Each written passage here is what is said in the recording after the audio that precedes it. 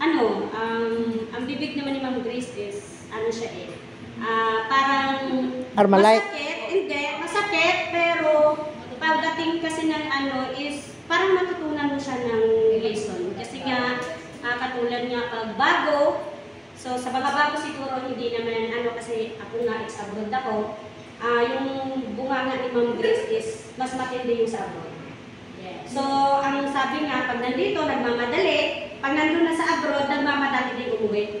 Kasi nga, yung iba, so syempre may nauna na kami mga friend na nandun, so merong nagsasabi na ganito ganan na ng kahit kasi sabi namin na parang hinaano namin ba, sinasandal namin, parang hindi bumigay. Kaya lang, kahit kasing sabi mo, pag yung tao is ayaw talaga. Uuwi talaga.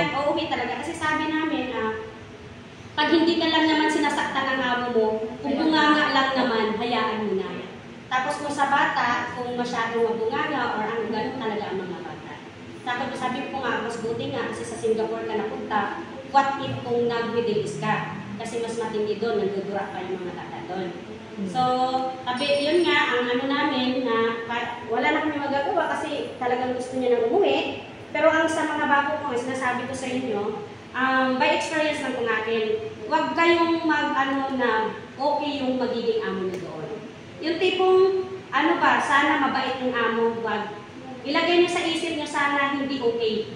At least, nakatatak na sa isip niyo, ang amo namin hindi okay. So, pag napunta ka sa okay, di ba sa advantage ka? Hindi ka mag-disappoint. Ganun kasi yun. So, sa tibay naman ng siguro nakakaano naman kayo sa akin, maano talaga ako magsalita. Pero prangka kasi ako. Pag meron kasi ako nakita, although hindi naman masakit pakinggan, pero in the nice way naman ako magsasabi. So, yun lang. Sa mga nakasama ko, thank you. Although yung huli, and then yung mga una nakasabayan ko na nahuli pa din.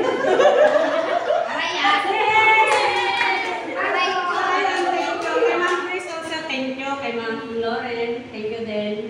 Pa-flight na rin siya. Nasa akin na yung ticket. So, tayo naman, baka yung iba naiinip na, normal yan. Normal yan. Ayun yung mga natingga. Special mention mo yung mga natingga. Mag-TikTok ka. Yung mga natingga, hayaan mo na.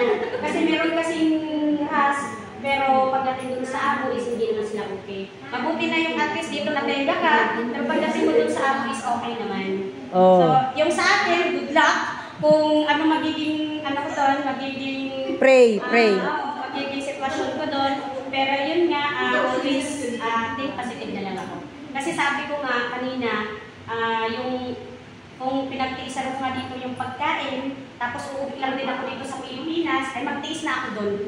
At least, diba, ang hirap kasi, pag ex-abroad ka, pag nag-apply ka ulit, ang hirap. Kasi panibagong pakikisama. Kasi panibagong hindi pakikisama, pagdagan ng mga requirements, mga ganyan. Pero kung okay lang naman yung amo nyo doon, doon lang.